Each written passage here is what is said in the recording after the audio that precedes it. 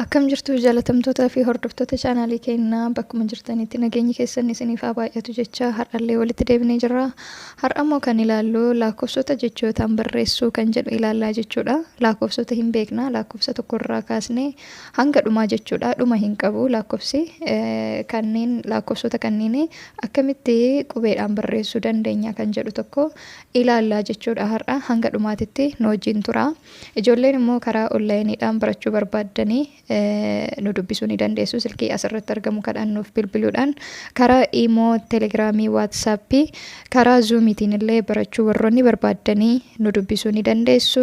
Afaan Amaariffaa, Afaan Oromoo, Afaan Ingiliffaa akkasumas herreega ni barsiifna waan ta'eef iddoo jirtanitti teessanii biyya keessallee biyyaan alallee teessanii barumsa keessan hordofuu ni dandeessu jechuudha.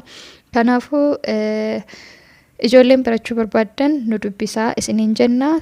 Chaanaalii keenyallee subscribe nuuf godhaa, namoota hedduu bira akka gahu like nuuf godhaa, share nuuf godhaa. Kanaafuu hanga dhumaatitti nu wajjin tura. Kan asirratti arginu lakkoofsota jechootaan barreessuu jedha jechuudha. Lakkoofsota jechootaan barreessuu jedha. As biratti lakkoofsonni irraan gadee akkanatti barraa'anii jiranii tokkorraa hanga 1000 jechuudha. Isa wajjin ilaallaa jechuudha. Lakkoofsi tokko akkanatti barreeffamaa jechuudha. Tokko akkanatti barreeffamaa jechuudha. Lama kan jedhu as biratti immoo lakkoofsi lama laa sagalee laa fi sagalee maa walii biratti finne lama jennaa jechuudha. As biratti kan ilaallu lakkoofsa sadiidha. Sadii immoo sagalee saa fi sagalee dii walitti finne sadii akkanatti barreessinaa jechuudha. As biratti lakkoofsi jiru immoo afuridha. Afur immoo sagalee a, sagalee fuu fi maxxantuu irraa fudhannaa jechuudha. Kanaafuu afur ta'a jechuudha. Asitti shanii qubee dachaa shaa fi naa maxxantuun naa fudhannaa. Kanaafuu 5 ta'a jechuudha. As biratti jaa yoo barreessinu yeroo tokko jaa haa jennee barreessuu dandeenya. Sagalee haa fudhannee jechuudha. Garuu irra caalaa qubee jecha hudhaa fayyadamnaa jechuudha. Kanaafuu ja'a ta'a jechuudha. Ja'a. Inni biraa torba. As biratti lakkoofsa 8 argina. 8. As biratti 9 argina. 9. As biratti 10 argina. 10. As biratti irraan gadee 20 irraa kaasnee hanga 1000tti deemnaa jechuudha. Baay'inaan akka isiniin hin hojjenneef sa'aatii nu jalaa fudhata 11, 12, 13 jecha. Inni sa'aatii fudhata waan ta'eef kanaafuu amma 11 barreessuudhaaf 10 akkanatti 10 jenne tokko akkanatti barreessinaa jechuudha. 11 barreessuudhaaf. Amma 12 jechuudhaaf 12 argitanii 13 barreessuuf 13 14 14 15 16 salphaadha jechuudha.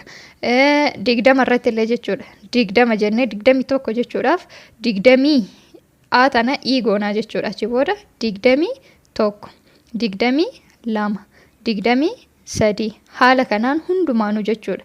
30 illee as biratti amma 30 kuni 30 31 32 jechuudhaaf 30 asitti daballaa jechuudha. Hundumarrattuu daballa dhumarratti jechuudha. 31 32 33 34 jecha hanga 9tti deemnaa jechuudha. Baay'ee salphaadha. As biratti kan ilaallu 40 41 jechuudhaaf illee 42 jechuudhaaf illee akkuma duratti isinitti agarsiisetti jechuudha.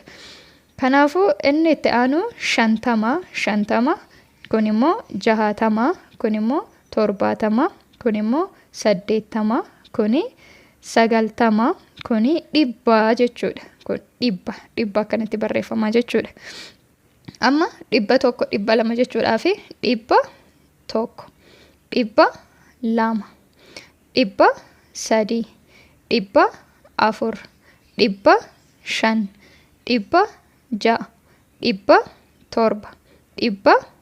700 800 900 jenne 200 jennaa jechuudha. 1000 jennaa jechuudha. 1000 jenna. Dhumarratti kan arginu 1000 jechuudha.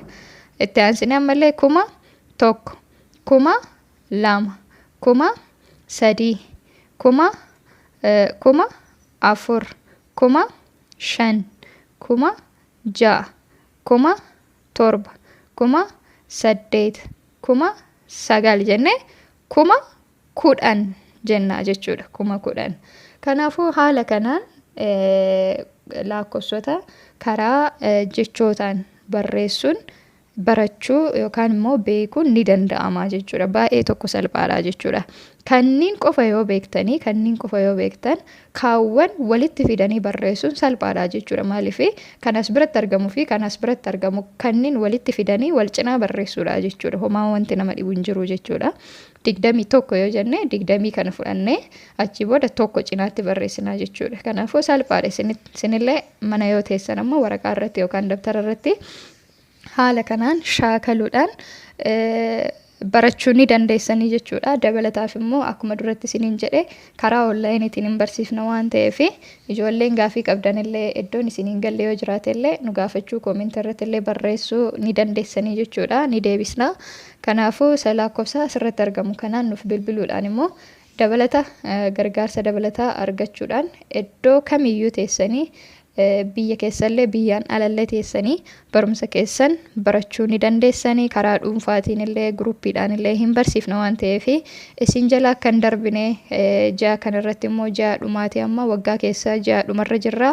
Ji'a dhumaa kanarratti immoo diskaawuntii goonee jirra. Isa jechuun kafaltii qinnaasha goonee jirra. Kanaafuu kafaltii kanarratti fayyadamuudhaan barumsa keessan barachuu ni dandeessanii. Hanga viidiyoo itti aanutti wal biratti dhufnutti nagaa ta'aa bakka jirtanitti fayyaa ta'aa isiniin jedha.